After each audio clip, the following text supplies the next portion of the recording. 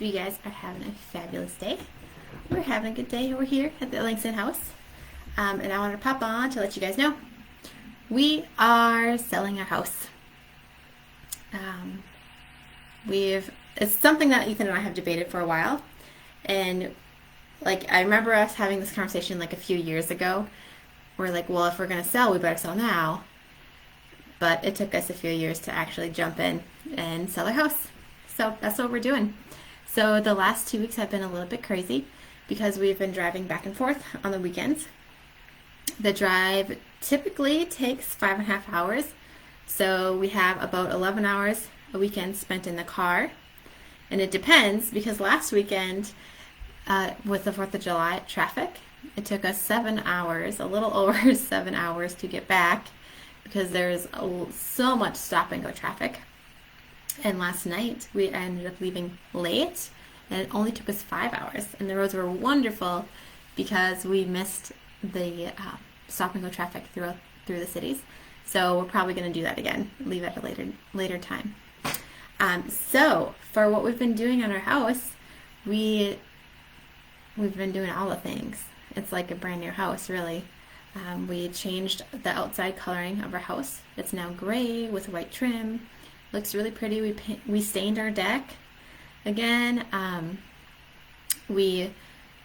Our living room is now all spray painted white. It had wood paneling. We painted it all white with a paint sprayer. I guess it's the same thing maybe. And then we have a gray wood flooring on the bottom. It looks like a modern farmhouse. It's pretty cool. And our entranceway is all white with dark stained windows, and the banister and the railing going downstairs is all a dark stain, so it has a really nice contrast and looks nice and clean and bright in there, which is wonderful. We painted our downstairs living room, all of the walls, as well as put a gray wooden wall in Hugo's room as an accent wall. We painted Jada's room. We have some more boards to stain and put up in our room. We've just been doing all the things, and working late into the night and getting up in the morning and starting it again for the weekends. So we've actually been having weekends where we need to recover from the weekend because we can work a lot harder than I feel like at a 9-to-5 job. We just go. So, but if you're in the market for 13 acres or a house with a barn and fenced-in area, an orchard, and cherry grove, asparagus patch, a rhubarb patch, a fenced-in garden with a fabric all the way laid out, so you don't have to weed, let me know. And there's a new pretty house there too. So, and it got me thinking about moving and how every move is different. And the last few times Ethan and I moved, we had this house to come back to as our kind of home base. And this time it's different. We don't know where we're going to live yet because we haven't bought another house. We're looking, but we haven't found a bunch of land yet. And I feel like most people can guess, but we're moving out to the country because we have so many hobbies and ideas and dreams to follow and things to do that it really will suit us better if we are just out of city limits and we can do more of our own thing, maybe build Airbnbs or stone, all these different structures earth homes and stuff like that. Anyways, off the topic there, but every single move is different, and this time Ethan and I don't know where we're going to end up. And there have been other moves where we've moved to a different town without our housing figured out. We've even moved to a different state without our housing figured out. Because sometimes we can't figure out all the things until we're there and in that present moment. But God always provides. He always provides. So if you feel like you don't know the end situation or the end outcome to something that you're walking through, or you just really want to know what's going to be at the other end, and you can't see it yet, just know that God always provides. Like, that is his character and who he is as a loving father, and he takes care of us, and he prepares us for what we're going to walk through, but also he knows the desires of our hearts, and he is good always.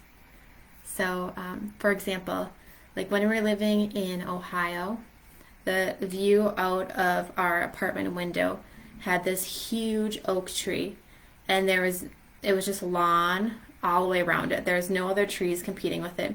So it was so full, like the foliage was amazing and just beautiful on every single side. It just branched out like beautifully. And I remember thinking, this was, I don't know, 6, 7 years ago. I remember thinking like, oh, that is such a beautiful tree. Like, I wish like I could have that tree at my home where I live. And then when we bought our house in Molly, I didn't even realize it until like a month or two afterwards, but I was like walking outside, and in the front yard is this standalone oak tree with no trees around it, and the foliage is huge and beautiful. And it's like I would say it's over 100 years old for sure, because it's like massive.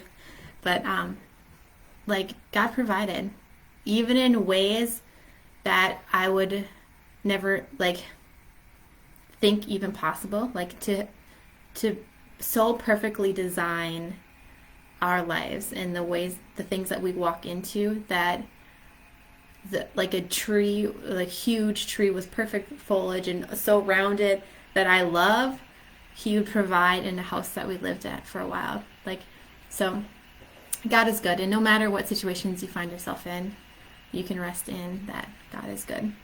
So if you find that you're moving and traveling and you don't know the outcome, or you find yourself in a new situation and you're trying to adjust to all this newness, this new normal, there's a link in the description of this video about adjusting to the new normal.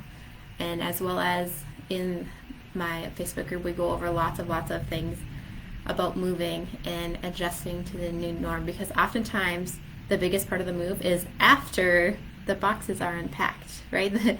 The packing up, the moving, the unpacking, that's the easy part. It's the life after, when everything is different and everything has changed, that takes a little bit more strength to walk through. And so that's what we talk about in that group, as well as encourage each other and stuff like that. So if it's for you, cool. And if it's not, no biggie, that's fine too. So I hope you guys are going to have a fabulous week. I can't believe it's the middle of July, but that's just me. So I will talk to you guys later, and have a good day.